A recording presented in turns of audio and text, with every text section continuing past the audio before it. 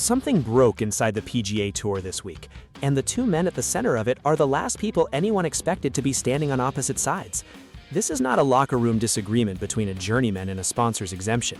This is Scottie Scheffler, the world #1, the Masters champion, the man who has done everything the tour ever asked of him, and Rory McIlroy, the most powerful voice in professional golf, in a room together saying things to each other that were never supposed to leave those walls. And at least 4 players heard every word. Honestly, I think this moment just shattered the illusion that the PGA Tour's top players are a unified front, permanently. Is Scheffler right to finally draw a line, or did he just torch the most important relationship in professional golf? Drop it in the comments right now. And if you want the inside story on what is actually happening in that locker room, subscribe, because we are just getting started. To understand why this confrontation matters, you need to understand what these two players represent inside the PGA Tour power structure. Scottie Scheffler is not a political player. He is not Rory McIlroy. He does not sit on policy boards. He does not give long interviews about the future of the sport. He shows up, he wins, he goes home. Since January 2024, he has won 9 times on the PGA Tour. 9. He is the most dominant player in the world right now by every measurable standard: strokes gained, wins, earnings, world ranking. When Scottie Scheffler says something, the entire tour listens, because he almost never says anything. Rory McIlroy is the opposite. Rory has built his influence on being the player who speaks. He sits on the PGA Tour's Player Advisory Council. He has been the most vocal defender of the tour structure through the Live Golf War. He has given more press conferences about the business of golf than almost any player alive. He is the player the tour points to when they need credibility in the room. These are not 2 random players bumping into each other. These are the 2 most important active players in the PGA Tour ecosystem, and they are no longer on the same page. The PGA Tour survived a sovereign wealth fund trying to buy the sport out from under it. It outlasted 2 years of live golf poaching, defection headlines, and a Saudi Arabian sports investment strategy with virtually no ceiling. But no external enemy could manufacture a fracture like the one that just opened from within. What triggered it was a specific policy decision, one the tour made quietly, without a full player vote, that directly affects how the top players in the world earn their status, protect their schedule, and plan their careers. A decision that benefits one structure of the tour and punishes another. A decision that Scottie Scheffler, by all accounts, had been sitting on for weeks. And then Rory McIlroy publicly defended it.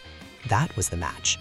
What happened next in that locker room is what we are going to break down today, beat by beat, name by name, word by word.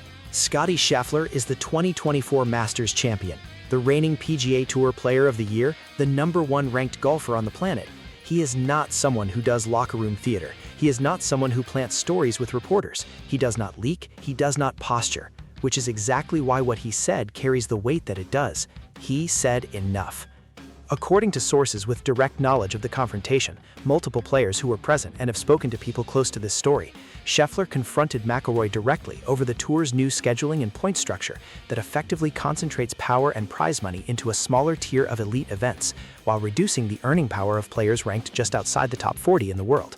Scheffler's position was explicit. He did not believe McIlroy had the right to publicly endorse a structure on behalf of the player community when that structure had not been voted on, approved, or even properly presented to the full membership. And he said so directly, in a room that was not empty. Now here is what you need to understand about why that framing matters. Rory McIlroy has spent 2 years positioning himself as the player-first voice inside the tour's political structure.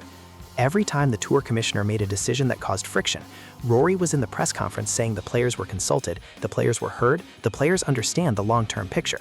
He has been the human bridge between the boardroom and the locker room. Scheffler, just publicly, privately, called that bridge a fiction. Imagine winning 9 tournaments in a season. Imagine being the most dominant player in the world. Imagine earning the right, through sheer performance, to have a voice in how the sport structure works. Now imagine a fellow player, someone you respect, going in front of cameras and defending a decision that reshapes your professional future, a decision you were never asked about, a decision presented to you as already made. That is not representation. That is theater. And Scheffler, by every account, made that point in terms that left no room for misinterpretation. You built this tour. Your wins built the ratings. Your name sold the sponsorships.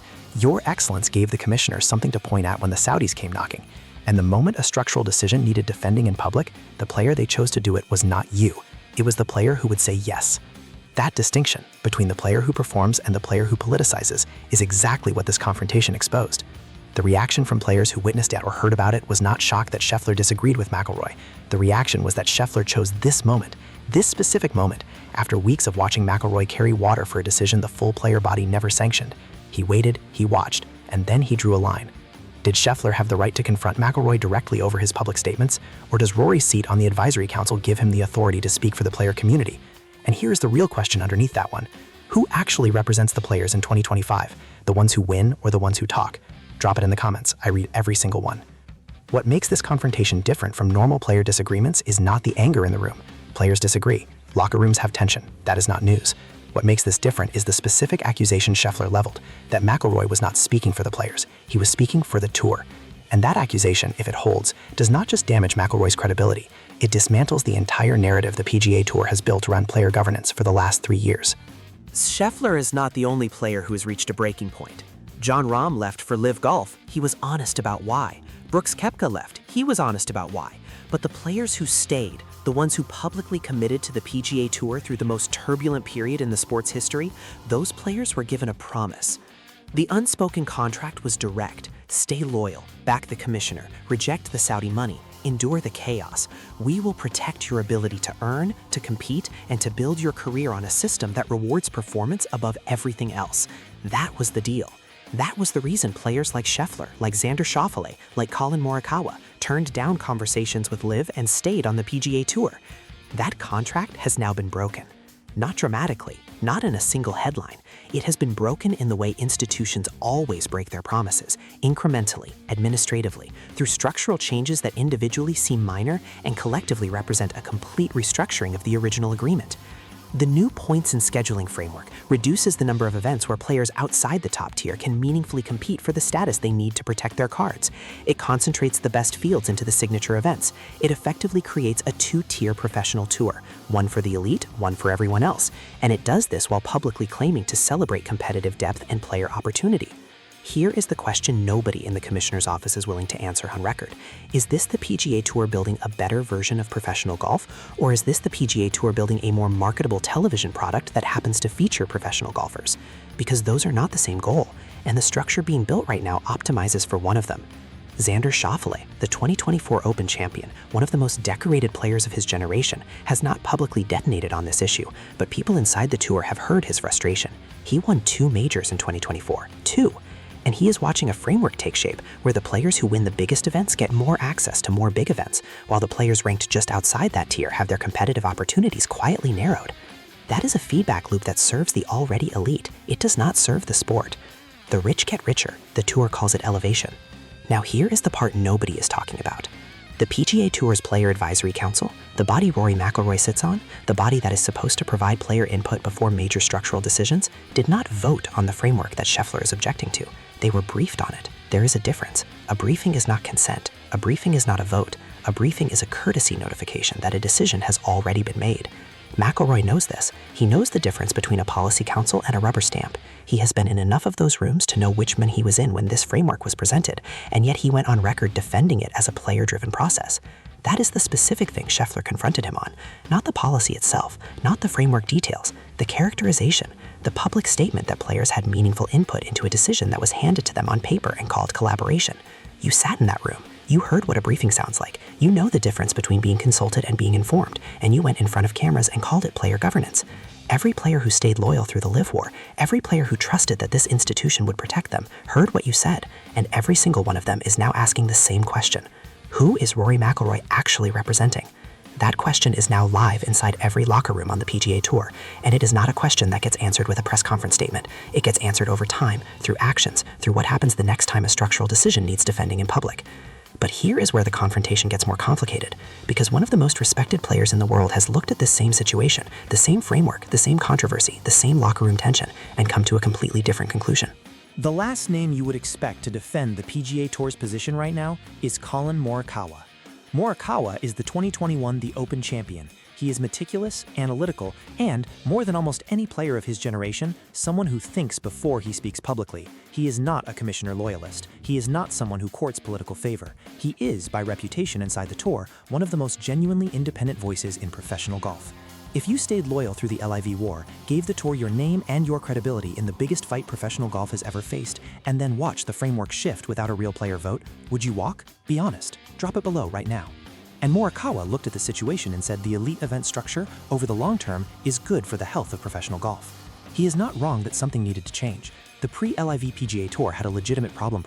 Too many events, diluted fields, sponsor inconsistency, viewer confusion about which tournaments actually mattered. The case for concentrating star power into fewer, bigger events is a real case. Television numbers respond to it, casual fans respond to it, sponsorship valuations respond to it. Morikawa understands that, and he said so. But understanding the business case is not the same thing as endorsing the process. Morikawa defending the framework's logic did not stop the confrontation from happening. It did not resolve the underlying grievance Scheffler brought into that locker room.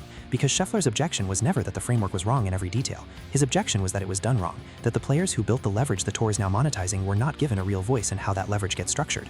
And even Morikawa's defense, measured, intelligent, grounded in real business logic, could not paper over the specific crack that opened when Scheffler walked across that locker room. The PGA Tour has survived defection, it survived the Saudi money, it survived the most aggressive external attack on a professional sports league since the ABA tried to take on the NBA 50 years ago. But every institution that survives an external war has to ask itself the same question afterward. Did we win because we were right, or did we win because we were bigger? And if we won because we were bigger, what are we doing with that size now that the external threat is gone? The answer to that question is being written right now, in scheduling frameworks, in point structures, in the difference between a player vote and a player briefing. And the player who performed better than anyone on earth in 2024 just stood up in a locker room and said he doesn't like what he's reading. That moment does not go back in the bottle, it is out now. And what happens next, at the next signature event, inside the next advisory council meeting, the next time a commissioner stands at a podium and calls something a player-driven process, will determine everything. The timing of all of this could not be worse for the PGA Tour. The Masters is the one event the Tour does not control. Augusta National runs it. Augusta National sets the standards. Augusta National does not answer to a commissioner. And in recent years, Augusta has watched the political temperature inside professional golf rise to levels the club's leadership finds uncomfortable. The last time this many top players were openly frustrated with the Tour's governance structure heading into Augusta Week, it was 2022. The LIV defections began that spring. Within 12 months, the Tour had lost multiple former major champions, a former world number one, and enough field depth to materially affect a product at non-major events.